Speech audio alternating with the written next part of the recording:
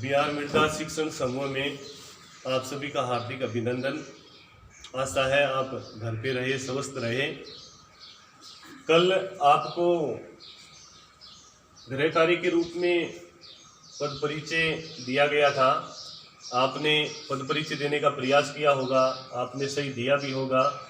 एक बार उसकी पुनः आप जांच कर लें कि क्या आपने इस प्रकार उनकी पहचान की है, परिचय दिया है। यहाँ पहला वाक्य आपको दिया गया था, माताजी ने मुझे पुराने घर बुलाया है।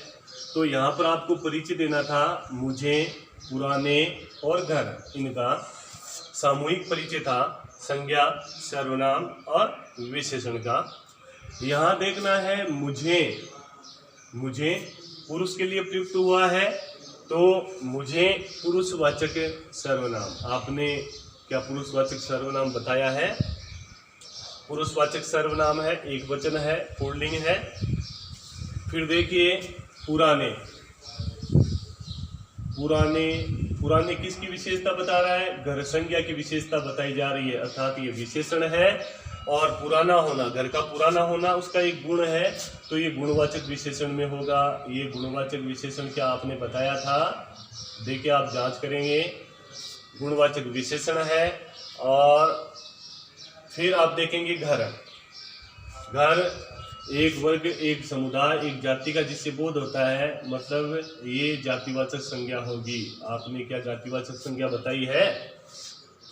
फिर आप दूसरा वाक्य देखें, राजू प्रतिदिन व्यायाम करता है। राजू प्रतिदिन व्यायाम करता है, तो यहाँ राजू किसी लड़के का नाम है, विशेषता नाम है, तो व्यक्तिवाचक संज्ञा। आपने व्यक्तिवाचक संज्ञा बताई है, ये व्यक्तिवाचक संज्ञा होगी। व्यायाम जातिवाचक संज्ञा। क्या आपने इस प्रकार इनका परिचय दिया है? फिर आप देखेंगे, उस संदूक में मेरे पुराने वस्त्र है, तो यहाँ आपको परिचय देना था, उस संदूक, मेरे पुराने वस्त्र, इनका परिचय देना था। आप यहाँ से देखेंगे कि यहाँ लिखा है उस संदूक संज्ञा है, और उसके द्वारा संदूक संज्ञा की विशेषता बताई जा रही है।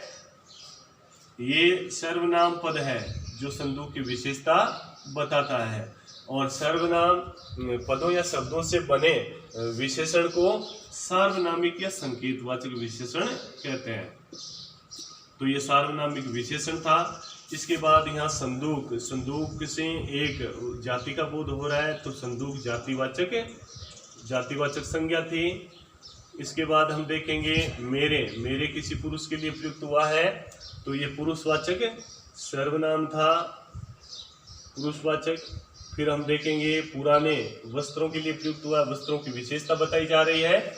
और वस्त्र कैसे पुराने, अर्थात वस्त्रों के गुणों का पता चलता है, तो गुणवाचक विशेषण है। और वस्त्र से एक जाति का बोध हो रहा है, तो वस्त्र जातिवाचक संज्ञा है। इस प्रकार इनको आपको पहचान करनी थी, और फिर इनका क्रमबद्ध रूप से आपको परिचय देना था। अब हम आज, ये तो वह पीछे की बात हुई, आज हम पढ़ेंगे इससे आगे। आपने अब तक संज्ञा, सर्वनाम, विशेषण, इनका परिचय पढ़ा है। अब हम देखते हैं आगे क्रियापद का या क्रियापदों का परिचय। आज हम पढ़ेंगे क्रियापद का परिचय। क्रियापद का परिचय। अब क्रियापद का परिचय समझने से पहले हमें ये जानना जरूरी है कि क्रिया कहते किसे हैं। क्रिया की परिभाषा जरूरी है, क्रिया कहते किसे हैं। तो ध्यान से आप सुनेंगे कि वाक्य में प्रयुक्त जिस शब्द के माध्यम से किसी कार्य का करना या होना पाया जाता है, उसे क्या कहते हैं? क्रिया कहते हैं। यहाँ उदाहरण के लिए आपको मैंने एक वाक्य दे दिया है, एक वाक्य लिख दिया गया है। यहाँ आप समझेंगे कि राजू पुस्तक पढ़ता है, तो राजू के द्वारा क्या काम, पुस्तक क्या है? राजू पुस्तक पढ़ता है, तो ये पुस्तक जो कर्म है इसकी पूर्ति पढ़ना क्रिया से हो रही है, पढ़ना क्रिया से हो रही है, पढ़ना शब्द से हो रही है और पूर्ति जिससे हो रही है वो क्रिया है। फिर हम देखते हैं क्रिया के भेद। जब परिचय देते हैं तो क्रिया के भेद जो है उनकी जानकारी जरूरी है। क्रिया के कौन कौन से भेद होते हैं वो बताना जरूरी है। आप देख सकते हैं क्रिया के भेद। क्रिया अकर्मक, सकर्मक क्रिया,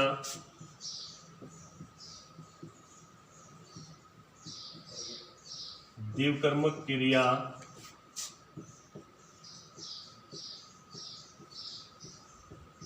एक कर्मक क्रिया, पूर्वकालिक क्रिया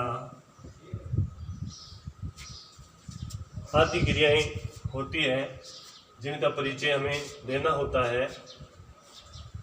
थोड़ा इनके बारे में हम समझते हैं। सबसे पहले लिखा है अकर्मक क्रिया। जिस क्रिया के साथ वाक्य में कर्म प्रयुक्त नहीं होता है, कर्ता के द्वारा किए गए व्यापार का प्रभाव या फल किस पे दिखाई देता है? क्रिया पे दिखाई देता है। सकर्मक क्रिया, जिस क्रिया के साथ कर्म प्रयुक्त होता है, कर्ता के द्वारा किए गए कार्य या उसके व्यापार का बोध क्रिया पे ना पढ़ के और कर्म पे पड़ता है, वो सकर्म क्रिया होती है। द्विकर्मक क्रिया, जिस क्रिया के साथ दो कर्म प्रयुक्त होते हैं उसे द्विकर्मक क्रिया कहते हैं, और जिसके साथ एक कर्म प्रयुक्त होता है उसे अकर्मक क्रिया कहते हैं। पूर्वकालिक क्रिया, वाक्य में दो क्रियाएं प्रयुक्त होती है, पहले पूरी हुई क्रिया पूर्वकालिक क्रिया कहलाती है। उसके बाद क्रिया का भेद बताने के बाद क्रिया परिचय में दूसरी बात बताई जाती है कि क्रिया का लिंग कौन सा है।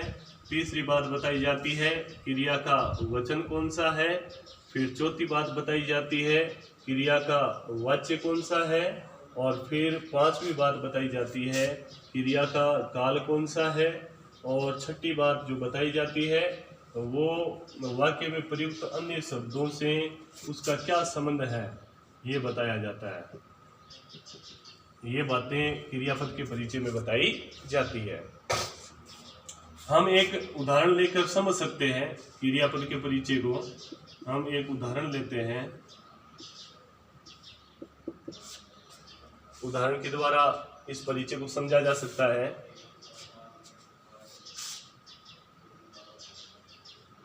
हम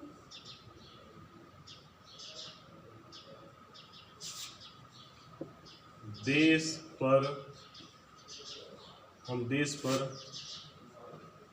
मर मिटेंगे। हम देश पर मर मिटेंगे। यहाँ इसका परिचय देना है, मिटेंगे क्रिया का परिचय देना है। तो यहाँ हम लिख देंगे मिटेंगे। अब क्रिया की सबसे पहले क्रिया की पहचान हमें करनी है, और क्रिया की पहचान करनी है क्रिया अकर्मक है, क्रिया सकर्मक है, क्रिया द्विकर्मक है, एक कर्मक है या पूर्वकालिक है, तात्कालिक क्रिया है। कौन सी क्रिया है, क्रिया की पहचान बहुत जरूरी है। मिटेंगे, यहाँ देखिए हम देश पर मर मिटेंगे। अब यहाँ हम किस रूप में प्रयुक्त हुआ है? कर्ता रूप में। और देश पर ये अधिकरण रूप में। और फिर हम देखेंगे मरना क्या हो गया? मरना कर्म हो गया। और ये क्रिया रूप में मिटेंगे। तो क्रिया का परिचय, जिस क्रिया के साथ कर्म प्रयुक्त होता है उसे सकर्मक क्रिया कहते हैं। तो यहाँ हम लिख देंगे सकर्मक क्रिया। क्रिया का भेद बताने के बाद क्रिया का लिंग बताया जाता है, और क्रिया का लिंग उसके कर्ता के द्वारा तय होता है। यहाँ पर हम जो आया है वो पुरुष के लिए आया है, तो मिटेंगे क्रिया भी पुल्लिंग होगी। यहाँ हम लिख देंगे पुल्लिंग। और उसके बाद देखते हैं वचन। तो मिटेंगे, हम देश पर मर मिटेंगे। हम अगर बहुवचन है तो क्रिया भी कैसी होगी? बहुवचन।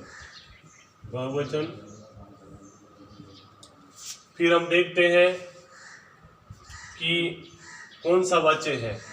तो वाच्य तय करने से पहले मैं आपको बता दूं, वाच्य लिखने से पहले मैं आपको थोड़ी सी जानकारी दे दूं वाच्य के बारे में, कि जहाँ जो वाक्य होता है, वाक्य में वाच्यों की पहचान कैसे होती है। वाच्य की पहचान करते समय हमें ध्यान में रखना होता है कि चाहे वाक्य की क्रिया सकर्मक है या अकर्मक है, उसे कोई क्रिया सकर्मक हो अकर्मक हो, बस क्रिया किसी प्रकार की हो, हमें ध्यान रखना है कि अगर वाक्य में पीछे किसी क्रिया के साथ जा धातु की क्रिया नहीं लगी है, जाना क्रिया का बोध नहीं होता है, तो वाच्य कृतवाच्य होगा। और अगर कर्म है और क्रिया के साथ में जाना क्रिया है तो कर्मवाच्य होगा, और क्रिया अकर्मक है, जाना क्रिया का रूप है, तो भाववाच्य होगा। तो यहाँ पर हम देखते हैं ये कृतवाच्य है, कृतवाच्य है। देश पर मर मिटेंगे भविष्यत काल, भविष्यत काल, यहाँ भविष्यत काल है। फिर अन्य शब्दों से संबंध हम देखेंगे, संबंध क्या बनता है, हम क्या है, कर्ता, तो यहाँ हम लिख देंगे मिटेंगे क्रिया का कर्ता हम, मिटेंगे क्रिया का कर्ता हम। इस प्रकार हम क्रिया का परिचय देंगे। एक और उदाहरण हम लेते हैं क्रिया को समझने के लिए।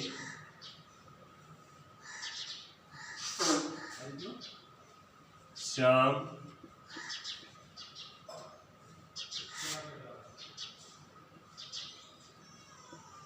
खेल कर घर लौट आया, श्याम खेल कर घर लौट आया। यहाँ हम देखेंगे परिचय देना हमें खेल कर और आना क्रिया का।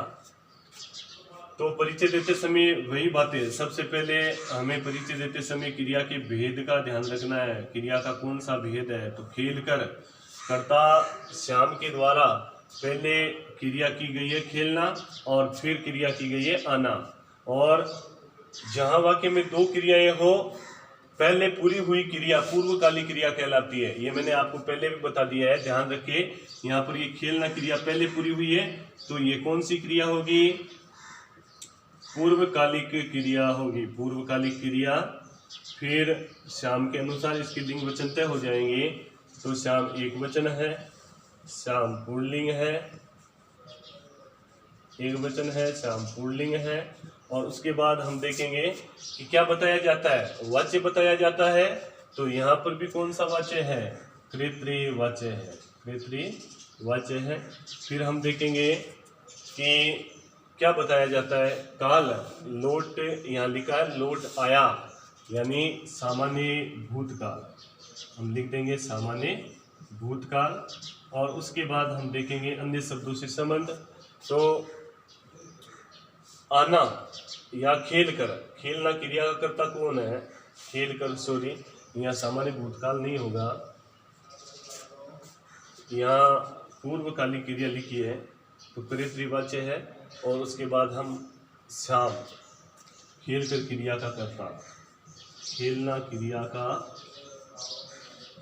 कर्ता बता देंगे हम कौन है, श्याम है, खेलना क्रिया कर्ता श्याम है। इस प्रकार इसका परिचय देंगे। आना क्रिया का परिचय भी इसी प्रकार हो जाएगा।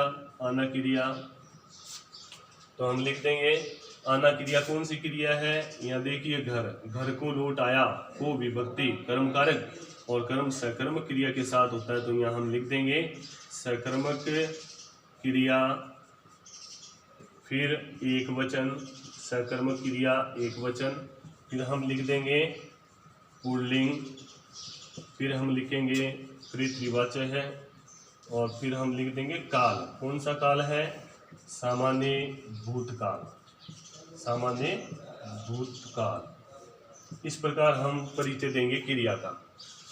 विशेष हमें ध्यान ये रखना है क्रिया के भेद का। बाकी आप परिचय, लिंग, वचन की पहचान आपको हो सकती है, और अन्य शब्दों के साथ संबंध भी आप बता सकते हैं, और क्रिया के होने का काल भी आप बता सकते हैं। अब हम आज क्रिया के बारे में हमने समझा है, तो क्रिया के उदाहरण है, कुछ एक उदाहरण है जो मैं आपके सामने लिख देता हूँ।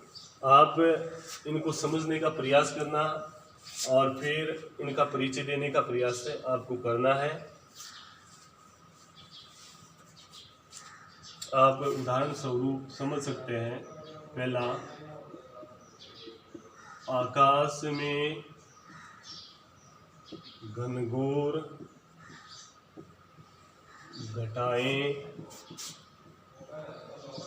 छा गई। आकाश में घनघोर घटाएं छा गई। आपको रेखांकित पद छा गई क्रिया का परिचय आपको देना है। फिर आप दूसरा देखिए, दूसरा वाक्य देखेंगे। पेड़ पर पक्षी बैठा है। पेड़ पर पक्षी बैठा है। यहाँ आपको परिचय देना है बैठा है क्रिया का, कौन सी क्रिया है। फिर आप वाक्य देखेंगे। श्याम बाजार गया और जरूरी सामान लाया। यहाँ लाया और गया, इन क्रियाओं का आपको परिचय देना है। प्रयास करना है, बहुत अच्छे से आप प्रयास करेंगे तो बड़ी सरलता से परिचय दे पाएंगे। और इसके बाद भी अगर आपको परिचय देने में किसी प्रकार का कष्ट होता है तो आप कमेंट बॉक्स में लिख के मुझे बता सकते हैं। एंड उधर कोई ऐसा वाक्य है, अगर ऐसा वाक्य आपके सामने आता है कि हाँ ये वाक्य है और ये पूछा जाना चाहिए, तो भी आप पूछ सकते हैं। यह है आपके क्रियापदों का परिचय। अब हम देखेंगे, हमने अब तक परिचय पढ़ा है संज्ञा, सर्वनाम, विशेषण और क्रिया। इन पदों का परिचय अब तक हमने पढ़ा है, समझा है। अब इनका एक सामूहिक उदाहरण आपको दिया जा रहा है। आप ये भी आपको प्रयास करना है, आपको पहचान करनी है कि इनमें से कौन सा पद संज्ञा है, सर्वनाम, विशेषण और क्रिया है। पहचान करके फिर अच्छे से आपको परिचय देना है। एक वाक्य ले लेते हैं। वह बालक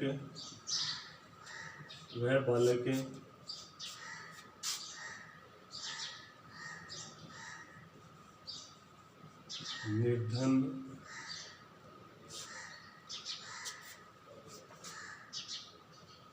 वह बालक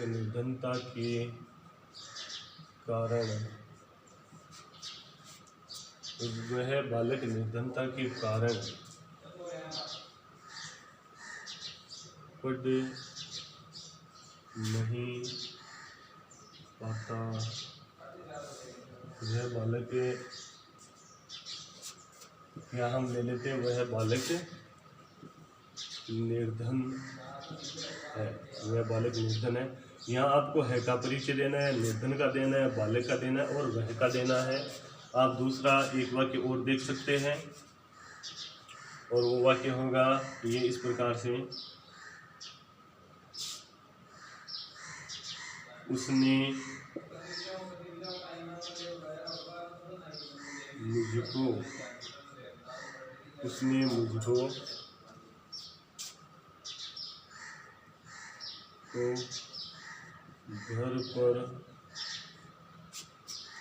मुझको घर पर थोड़ा सा पढ़ाया। उसने मुझको घर पर थोड़ा सा पढ़ाया था। तो पढ़ाया, थोड़ा सा, घर, मुझको और उसने, इनका आपको सामूहिक रूप से परिचय देना है और परिचय देने का अच्छे से प्रयास करना है। और जब आप प्रयास करोगे तो अच्छे से सीख पाओगे। ये ज़्यादा कठिन नहीं है, बड़े सरल है। फिर इससे आगे हम चर्चा अगले भाग में करेंगे। धन्यवाद, आप प्रयास करिएगा।